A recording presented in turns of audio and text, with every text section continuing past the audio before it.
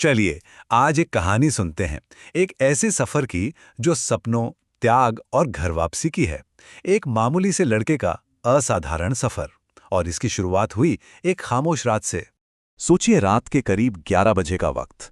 पूरा का पूरा गांव गहरी नींद में है, लेकिन एक इंसान है जिसकी आंखों में नींद का नामो निशान नहीं। तो चलिए कहानी के पहले हिस्से में चलते हैं। गांव में पला एक सपना। आखिर कौन था वो जो उस रात जाग रहा था, और क्यों? तो ये है रवि, एक छोटे से गांव का बिल्कुल हम आप जैसा एक आम सा लड़का। पर उसकी आंखों में जो सपने थे ना, वो बिल्कुल भी आम नहीं थे। उसका एक ही ख्वाब था, शहर जाना, कुछ बड़ा करना और अपने माँ बाप का सर फख्र से ऊंचा करना। पर जैसा कि अक्सर होता है, सपनों और हकीकत के बीच एक बहुत बड़ी खाई थी। उसके पिता बीमार थे, तो घर की सारी जिम्मेदारी, आप सोचिए, रवि के कंधों पर आ गई। नतीजा, पढ़ाई बीच में ही छूट गई और उसे खेतों में काम करना पड़ा। सपने, वो तो जैसे कहीं बहुत पीछे छूट गए थे। लेकिन फिर एक रात आई, एक ऐसी रात जब रवि ने एक ऐसा फैसला लिया जिसने उसकी पूरी दुनिया बदल दी। ये कहानी का वो मोड़ है, चिट्ठी और विदाई का। हाँ, वही रात जब सारा गांव सो रहा था, तब रवि अपनी उसी पुरानी लकड़ी की मेज पर झुका हुआ एक खत लिख रहा था। ये कोई मामूली खत नहीं था, ये वो खत था जो उसकी जिंदगी की कहानी को एक नया मोड़ देने वाला था।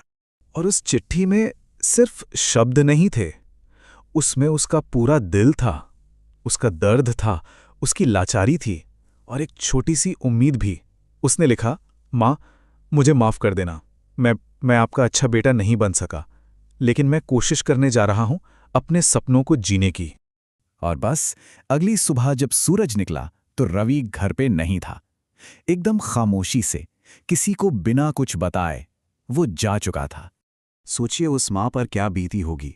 घबराई हुई उन्होंने उसे हर जगह ढूंढा, पूरे गांव में, लेकिन रवि का कहीं पता नहीं चला। और फिर उनकी नज़र तकिए के नीचे रखे उस खत पर पड़ी। खत पढ़ते पढ़ते आंखों से आंसू तो बह रहे थे, पर उन आंसुओं के साथ दिल में कहीं एक उम्मीद की किरण भी थी। और फिर वक्त गुजरा, 1-2 दिन नहीं, पूरे 5 साल बीत गए। अब वक्त था कहानी में एक बड़े मोड़ का, सफलता की वापसी का। सोचिए जरा, पूरे 5 साल। ये 5 साल आसान नहीं थे। ये साल थे रवि के संघर्ष के, उसकी जी तोड़ मेहनत के और उसके पूरे बदलाव के। जो लड़का मजबूरी में गांव छोड़कर गया था, अब वो एक कामयाब इंसान बनकर लौट रहा था। तो एक दिन हुआ ये कि गांव की धूल भरी सड़क पर एक बड़ी सी गाड़ी आकर रुकी। सब लोग चौंक गए, भाई ये कौन आ गया? गाड़ी का दरवाजा खुला और उसमें से एक नौजवान उतरा, एकदम साफ सुथरे कपड़े और चेहरे पर गजब का आत्मविश्वास। वो नौजवान सीधा अपने पुराने घर की तरफ बढ़ा। दरवाजे पर उसकी माँ खड़ी थी, बस एकटक उसे देखती रह गईं। शायद पहली नज़र में पहचान भी नहीं पाईं, और जब मुंह से आवाज़ निकली तो वो कांप रही थीं। रवि? उस नौजवान के चेहरे पर एक मुस्कान आई। उसने कहा, हाँ माँ, मैं वापस आ गया हूं। ये वही रवि था, लेकिन अब वो पहले वाला मजबूर रवि नहीं था, वो एक कामयाब इंसान था। तो देखिए, रवि की ये वापसी सिर्फ एक बेटे की घर वापसी नहीं थी, ये तो एक नई शुरुआत थी। सिर्फ उसके परिवार के लिए नहीं, बल्कि पूरे के पूरे गांव के लिए। तो रवि का जो सफर था वो अब एक मंजिल पर पहुंच चुका था। सोचिए, जो लड़का कभी खेतों में काम करता था, मजबूर था, वो अब शहर का एक बड़ा सफल इंजीनियर बन चुका था। और ये सब उसने अपनी मेहनत और अपनी लगन के दम पे हासिल किया था। लेकिन कहानी यहां खत्म नहीं होती। रवि सिर्फ अपनी कामयाबी लेकर नहीं लौटा था, वो अपने साथ पूरे गांव के लिए एक तोहफा लाया था। सिर्फ एक, पर वो एक चीज क्या थी? उसने गांव में एक स्कूल खुलवाया। क्यों? ताकि अब किसी और रवि को, किसी और बच्चे को अपनी पढ़ाई और अपने सपने मजबूरी में अधूरे ना छोड़ने पड़े।